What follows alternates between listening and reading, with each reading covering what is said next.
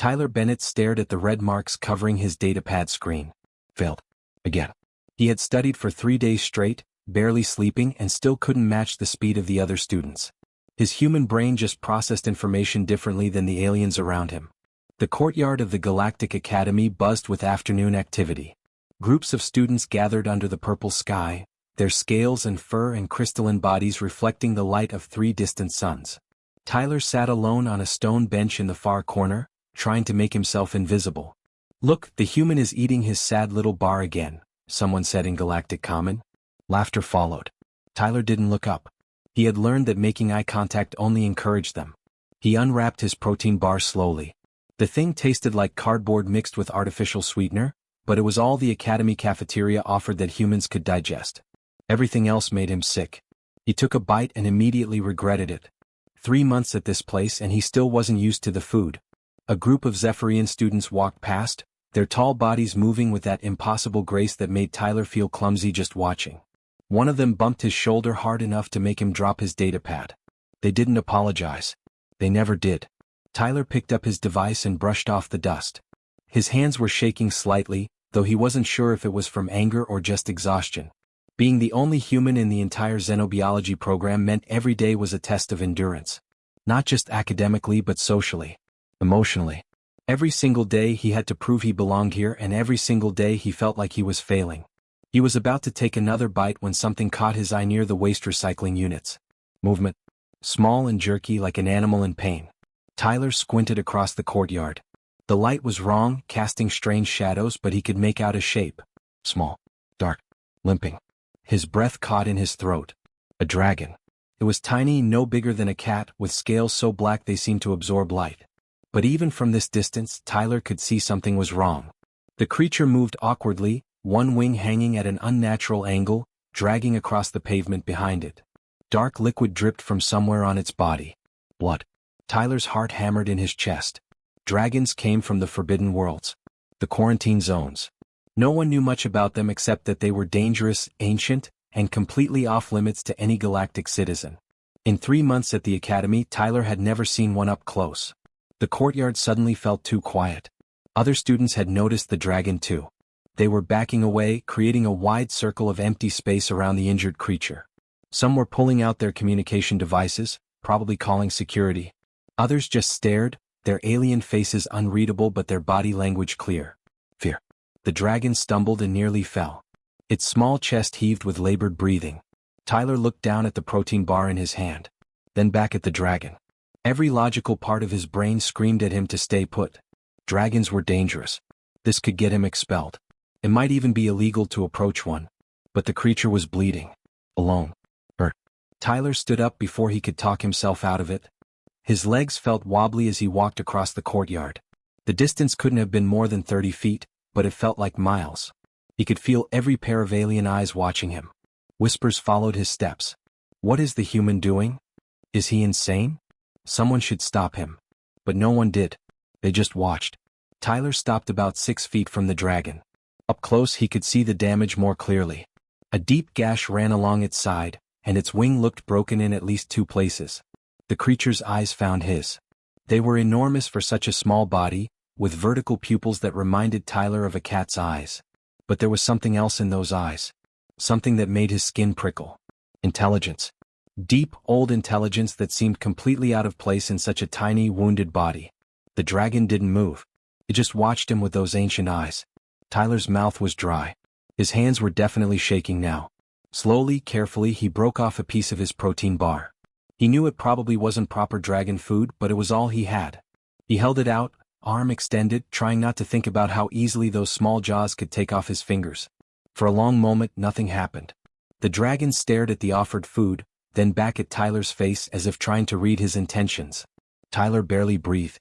Then, moving stiffly because of its injuries, the dragon limped forward. It sniffed the protein bar once, twice. Then, with surprising gentleness, it took the piece from Tyler's hand. Tyler felt something loosen in his chest. He broke off another piece. The dragon accepted it. Then another. He sat down slowly, careful not to make sudden movements, and continued breaking off small pieces. The dragon ate each one carefully, never taking its eyes off his face. After a few minutes, It moved closer until it was sitting just a foot away from him.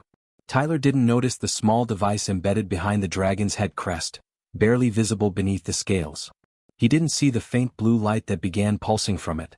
He didn't know that every moment of this encounter was being recorded and transmitted across 14 star systems at faster-than-light speed. He just sat there in the courtyard, feeding a wounded creature that everyone else had abandoned, completely unaware that he had just triggered something that would change not just his life, but the fate of humanity itself. 30 minutes passed. Then 45. That's when the alarm started screaming and Tyler's world turned upside down. The alarm cut through the afternoon air like a knife. Tyler's head snapped up from his datapad, his heart already racing. That wasn't the fire alarm or the standard evacuation signal. This was different, sharper, more urgent. The kind of alarm that meant real danger. Around him, students froze mid-conversation. Then chaos erupted. All students to the observation deck immediately. This is not a drill. Professor Kelvin burst through the courtyard entrance, his 6 legs moving faster than Tyler had ever seen. The insectoid dean's usually calm voice crackled through his translator device, high-pitched with panic. His antennae were flat against his head, a sign of extreme distress in his species. Tyler stood up, confusion flooding his mind. What was happening? Had there been an attack? A malfunction in the Academy's life support systems? Then he saw it through the windows of the nearest building. The sky was moving. Not clouds. Not ships. Something else entirely. Tyler ran toward the observation deck along with hundreds of other students. The massive hallways echoed with footsteps, shouts, and the continuous wail of the alarm. He pushed through the crowd, his smaller human frame allowing him to slip between larger alien bodies. When he reached the observation deck, he couldn't breathe. The deck was a massive room with floor-to-ceiling transparent walls, designed to give students a perfect view of the sky and surrounding landscape. Right now, that view showed something that shouldn't be possible. Dragons. Everywhere. They filled the sky like a living storm. Hundreds of them. Maybe thousands. Tyler's mind couldn't process the numbers. They descended from the purple clouds in perfect military formation, organized into concentric rings around the Academy. Some were small, no bigger than the injured one Tyler had fed. Others were the size of buses, cars, buildings. And at the center, impossibly large, were ancient dragons that blotted out entire sections of sky. Their wings stretched wider than cargo ships. Their scales caught the light of the 3 suns, creating a display of colors that hurt to look at directly. The sound hit next. A deep, rhythmic whooshing as thousands of wings beat in unison. It sounded like thunder rolling across mountains, constant and overwhelming. The transparent walls vibrated with each beat. Tyler felt it in his chest, in his bones. Close the shields. Close them now, someone screamed. The Academy's defensive energy shields activated with a high-pitched whine that made Tyler's teeth ache. Blue light rippled across the transparent walls as the protective barriers snapped into place. It was designed to withstand plasma weapons and meteor strikes.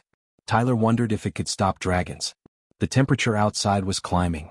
He could see it on the environmental displays scattered throughout the observation deck. 15 degrees higher than normal. Then 20. The heat from thousands of dragon bodies was turning the courtyard into an oven.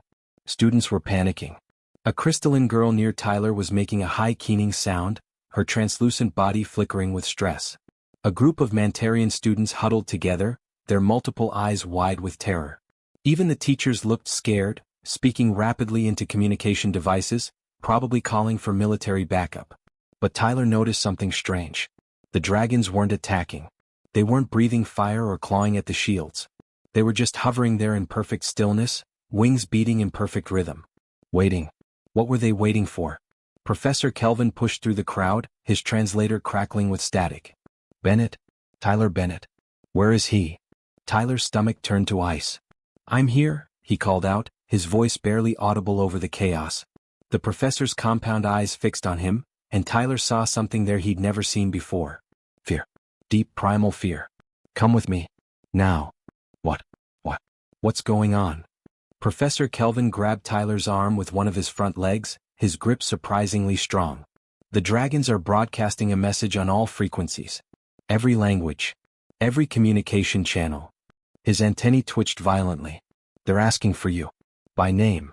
The noise of the observation deck faded into background static. Tyler's ears were ringing. That's impossible. How do they even know my name? I don't know. But we have to respond. The professor was already pulling him toward the exit. They've given us 5 minutes to comply before they didn't specify what they'd do. We're not taking that risk.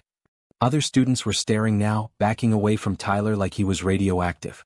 Whispers spread through the crowd faster than fire. The human did something. What did he do? This is his fault. 2 armed security guards appeared, flanking Tyler on both sides. They were Bracken warriors, each standing 7 feet tall and covered in armored plates.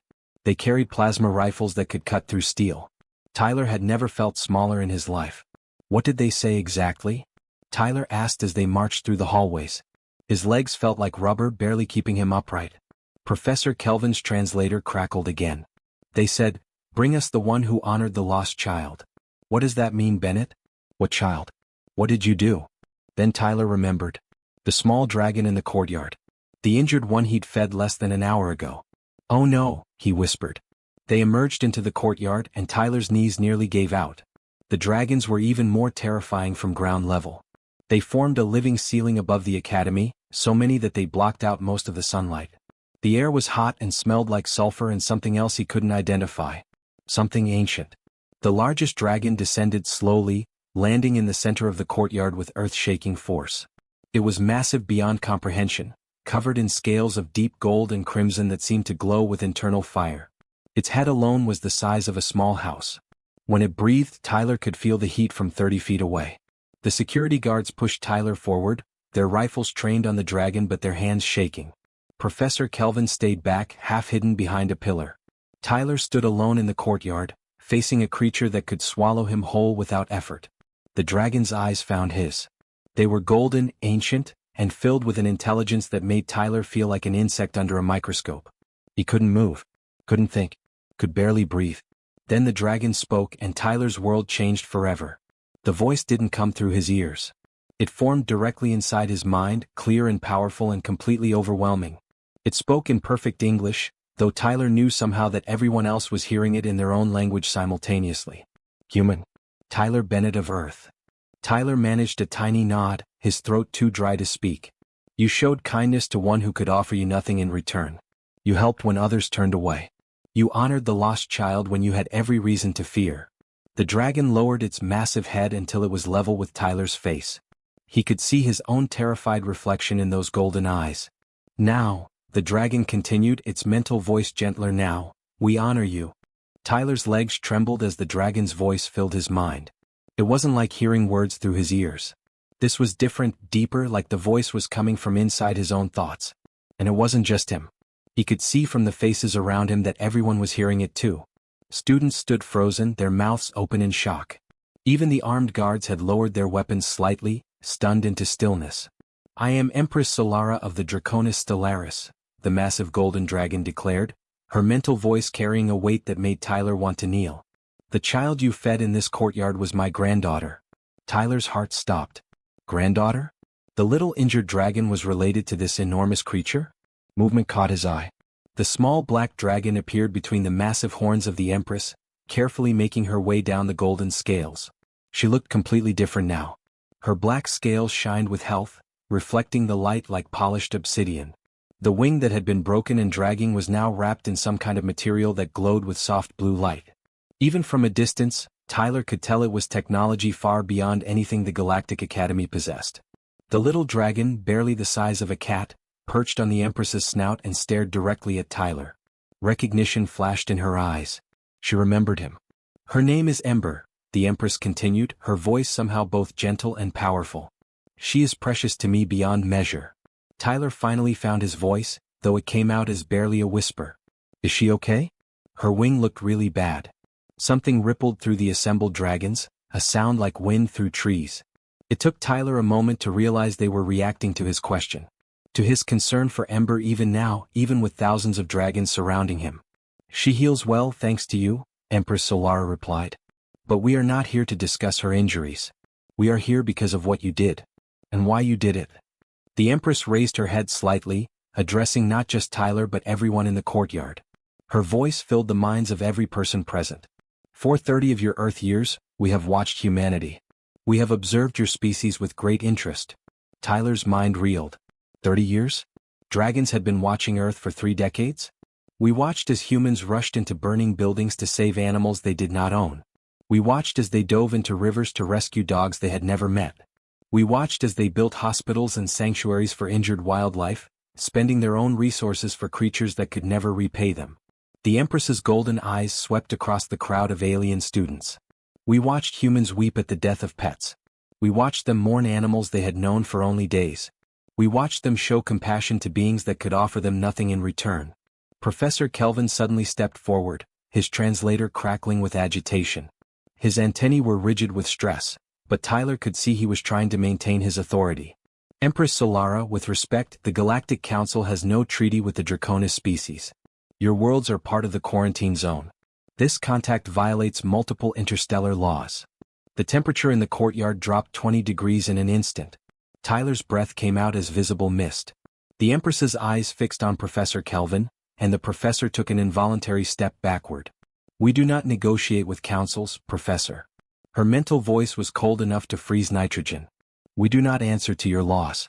We existed before your council was born, and we will exist long after it has turned to dust. We judge species by their hearts, not by the treaties they sign. The professor's legs were shaking, but he said nothing more. He simply backed away, rejoining the other faculty members who looked equally terrified. Tyler's mouth was dry, but he had to ask, "What do you want from me? I just gave her some food." Anyone would have done the same thing. "No, young human." The Empress's voice softened slightly. "That is where you are wrong. Look around this courtyard. How many of these students helped Ember when she was injured and alone?" Tyler looked. Hundreds of alien students stared back at him. None of them met his eyes. They looked at their feet, at the walls, anywhere but at him. Shame colored their faces in ways their different biologies still managed to express. "You were the only one," Empress Solara continued. "And this is not an isolated incident. 17 galaxies we have searched across thousands of your years. 147 different species we have tested. We have sent our young ones, injured and alone, into places where they might find help." Tyler's blood ran cold. This was a test? All of life is a test, Tyler Bennett. We simply observe how species respond when they think no one is watching. When there is no reward, no benefit, no logical reason to help. The Empress lowered her head again, bringing her massive face close to Tyler's. He could feel the heat radiating from her scales, could see ancient scars marking her golden armor. 147 species we have tested. Do you know how many stopped to help an injured creature that could not benefit them? How many showed compassion without the promise of reward? Tyler shook his head, unable to speak. 3, the Empress said quietly. In 17 galaxies, only 3 species passed our test. And now humanity joins that group. She pulled back slightly, her voice growing stronger, addressing everyone present. You humans care for life that offers you no advantage. You show compassion when logic would dictate indifference. You risk your own safety for creatures you have never met. You weep for animals that are not your own. This quality, this deep and instinctive kindness, is the rarest thing in all the cosmos. Ember suddenly spread her wings, the bandaged one moving carefully but clearly functional. She glided down from her grandmother's head, her small body catching the air currents created by the thousands of dragon wings above. She landed gently on Tyler's shoulder, her claws gripping his academy uniform but not piercing the fabric. Tyler froze as the small dragon nuzzled against his neck. Her scales were warm and he could feel her heartbeat, quick and strong. Empress Solara's voice filled their minds one final time, carrying a note of satisfaction that made Tyler's skin tingle. The test is complete. Humanity has passed. Let the bonding begin. Tyler had never been to the Galactic Council chamber before. He'd seen pictures of it in his academy textbooks, but standing here in person was something else entirely. The room was massive, carved from a single piece of crystalline material that seemed to glow from within. Thousands of seats rose in circular tiers around a central platform where Tyler now stood, feeling incredibly small. Ember sat on his shoulder, her tail wrapped securely around his upper arm. In just 3 months, she'd grown from the size of a house cat to nearly the size of a large dog. Her weight should have been uncomfortable, but somehow it wasn't. The bond they shared seemed to distribute her presence in a way Tyler couldn't quite explain. He just knew that having her there felt right. Behind him, massive holographic displays flickered to life, showing images from Earth. Tyler's breath caught as he saw his home planet from this new perspective. The visuals cycled through dozens of cities. New York, Tokyo, London, Mumbai, Sao Paulo, Sydney. Legos. And in every single image there were dragons. They perched on skyscrapers. They glided through city streets. They rested in parks and on beaches. But they weren't destroying anything. They weren't attacking. They were with humans. Bonding with them. The images showed a firefighter in Seattle with a crimson dragon helping rescue people from a burning building. A scientist in Berlin working alongside an ancient silver dragon, their minds linked as they solved equations on a holographic display. A rescue worker in Tokyo with her dragon partner pulling survivors from earthquake rubble. A conservation team in the Amazon, humans and dragons working together to protect endangered species. The council chamber was dead silent. Representatives from 200 different species stared at the images, their faces showing everything from shock to disbelief to what might have been envy. Professor Kelvin approached the central podium, his 6 legs clicking against the crystalline floor. Tyler noticed the professor's antennae were twitching nervously. Even after 3 months, the situation clearly made him uncomfortable. Honored council members, Kelvin began, his translator device crackling slightly. I present the data gathered since the bonding began. His voice shook just a little, though he was trying to hide it. New displays appeared, filling the air with graphs and statistics. Tyler couldn't read most of them from his angle, but he'd seen the reports. Within 3 months, human-dragon partnerships have prevented 6 armed conflicts from escalating to war. They have solved 12 ecological crises that we believed were beyond our current technology. Medical research has advanced by what we estimate to be 30 to 40 years. And this is just the beginning. A murmur rippled through the chamber. Some delegates leaned forward in their seats, interested despite themselves. Others sat back, arms crossed, clearly skeptical. Ambassador Patricia Walsh stepped forward next. She was Earth's representative to the Galactic Council, a job she'd held for 5 years. Tyler had met her twice now, and both times he'd been impressed by how she refused to be intimidated by aliens who stood twice her height. "For years you mocked us," Patricia said, her voice clear and strong in the vast chamber. She didn't need a translator. Most species had learned human languages by now, even if they pretended not to understand. "You called us weak. You said our emotions made us inferior. You laughed at our compassion and called it a flaw." She gestured to the holographic images still cycling behind Tyler. A young woman in India with her dragon partner teaching children.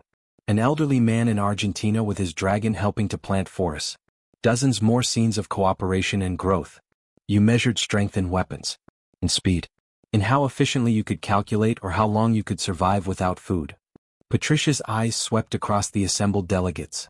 We measured strength differently. We measured it in kindness. In connection. In our ability to care for others even when it cost us something. A chiming sound filled the chamber. The crystalline delegate was speaking, their voice like bells ringing. Ambassador Walsh, with respect, we understand the benefits of this partnership. But the question remains. How does one human feeding one injured dragon qualify your entire species for this honor? Tyler felt Ember tense on his shoulder. Through their bond, he could sense her irritation at the question. But before he could say anything, the air in the center of the chamber shimmered. Empress Solara materialized as a hologram, her massive form dominating the space. Even though Tyler knew she wasn't physically present, his heart still raced. Her presence was overwhelming even through a projection. "Delegate," the Empress's mental voice filled every mind in the chamber, that boy had nothing to gain from helping Ember. Nothing at all. She moved her holographic head, her golden eyes fixing on the crystalline delegate who had asked the question. The dragon was not his species. Could not advance his social status. Could not help him pass his examinations or make his life easier. She might have attacked him. Might have been diseased. Might have gotten him in trouble with Academy authorities. The Empress paused, letting her words sink in. Yet he helped anyway. He broke his own food into pieces and sat with an injured creature for 30 minutes, expecting nothing in return. That is humanity. That is why they alone, in this entire sector of space, have earned our partnership. Tyler felt something brush against his thoughts. It was Ember, her consciousness touching his in that way he was still getting used to. It felt warm like sunlight on his skin, but inside his mind. The Empress continued speaking. Dragons bond for life. We do not choose our partners based on their strength or intelligence. We choose based on character. On the content of their hearts. Humanity has proven they possess what this universe desperately lacks. Genuine, selfless compassion. The vote happened quickly after that. Earth was granted full advanced sector status, along with all the rights, protections and privileges that came with it. The same status that species usually had to wait centuries to achieve. Humanity got it in 3 months. As they left the chamber, Ember's voice whispered in Tyler's mind. It was the first time she'd spoken to him in words rather than feelings and impressions. They feared us before. Now they fear what humanity and dragons can become together. Tyler smiled, reaching up to gently touch her scaled head. Is that a bad thing? No, Ember replied, and Tyler could hear the amusement in her mental voice. It's perfect. Tyler walked through the courtyard of the Galactic Academy, and for a moment he had to stop and just take it all in. 6 months had passed since that day when he'd fed an injured dragon, and the world he knew had completely transformed. The courtyard was full of life in a way it had never been before. Human students sat on benches with their dragon partners, some studying together, others just talking and laughing. But that wasn't the most surprising change. What really caught Tyler's attention was what the alien students were doing. A Zephyrian student, one of the tall graceful beings who used to mock Tyler for being slow, was kneeling next to a small bird with a broken wing. The student was carefully offering it water from a cup, moving with patience Tyler had never seen from that species before. The Zephyrian's movements were awkward, uncertain, like someone learning a completely new skill. But he was trying. That was what mattered. Near the fountain, Professor Kelvin was speaking with a group of students about the Academy's new animal rescue program. An animal rescue program. At the Galactic Academy. Tyler still couldn't quite believe it. A year ago the idea would have been laughable. Now, Professor Kelvin ran weekly seminars on compassion and care for injured creatures. The insectoid professor who used to lecture only about efficiency and logic now taught about empathy. Tyler. Over here. He turned to see Rachel Cooper waving at him from across the quad. She was another human student, one of 30 who had transferred to the academy after the bonding. Her dragon, Storm, was a beautiful creature with silver blue scales that seemed to shift colors in the light. Storm had grown faster than Ember, already the size of a horse. Tyler walked over, Ember keeping pace beside him. She was too large now to sit on his shoulder comfortably. Her wings had developed fully, strong enough to carry him through the air for hours. Her black scales gleamed like polished obsidian in the afternoon light.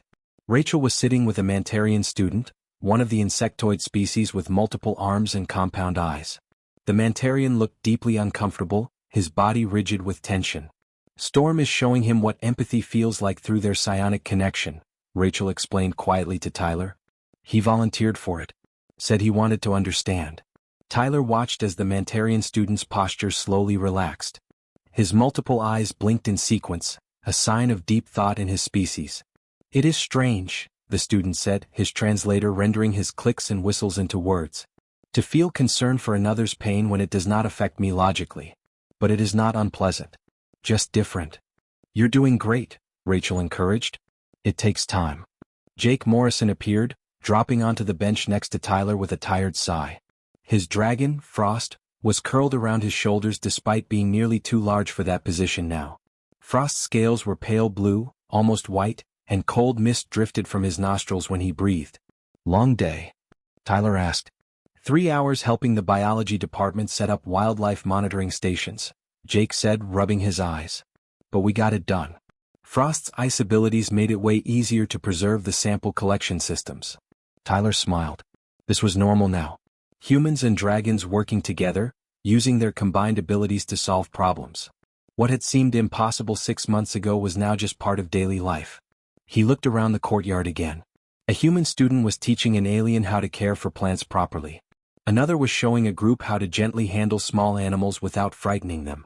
Everywhere he looked, he saw cooperation, understanding, growth. Ember stretched her wings, the membrane catching the light from the 3 suns that were beginning to set. Changed a lot, hasn't it? She said into his mind. Her mental voice had become clearer over the months, more distinct. He could sense her emotions now too, her pride in what they'd accomplished together. Yeah, Tyler agreed. They're learning. Not just learning, Ember corrected him gently. Evolving. You showed them that strength isn't just about winning fights or solving equations faster. Sometimes strength is about caring when no one's watching. About helping when there's no reward. That evening, Tyler sat in his dorm room checking messages from Earth. His hands trembled slightly as he scrolled through the reports. The dragon bonding program had expanded to every continent. Rescue workers with dragon partners were pulling people from disasters with efficiency that saved thousands of lives. Firefighters and dragons worked together to control wildfires. Scientists partnered with ancient dragons were solving problems about climate change and disease that had frustrated researchers for decades. But more than the practical benefits, something deeper had changed. Humanity's reputation across the galaxy had completely transformed. They were no longer the weak species. No longer the joke that other aliens made at parties. They had become the species that taught the universe something it had forgotten: how to care. Tyler walked to his window and looked out at the purple twilight sky. Ember joined him, her large body warm against his side. "Wanna fly?" she asked. He nodded, and moments later they were airborne, soaring over the academy campus. The wind rushed past Tyler's face as Ember's powerful wings carried them higher. Below, he could see humans and aliens sharing meals with their dragons, laughing together, learning together. Tyler thought back to that day in the courtyard 6 months ago. One act of kindness. One injured dragon. One decision to help when it offered no reward and might have even caused him trouble. "You changed everything," Ember said softly in his mind. "No," Tyler replied, watching the 3 suns paint the horizon in shades of orange and purple. "We just reminded everyone what actually matters." In a universe of billions of stars and countless civilizations, humanity had finally found their place. Not through superior weapons or faster ships or stronger bodies. They found it through something simple. Something that had been inside them all along. The ability to show kindness to a creature in need. The willingness to care when no one was forcing them to. The courage to be compassionate in a universe that had forgotten how. And sometimes, Tyler thought as Ember carried him through the alien sky, that was enough to change everything.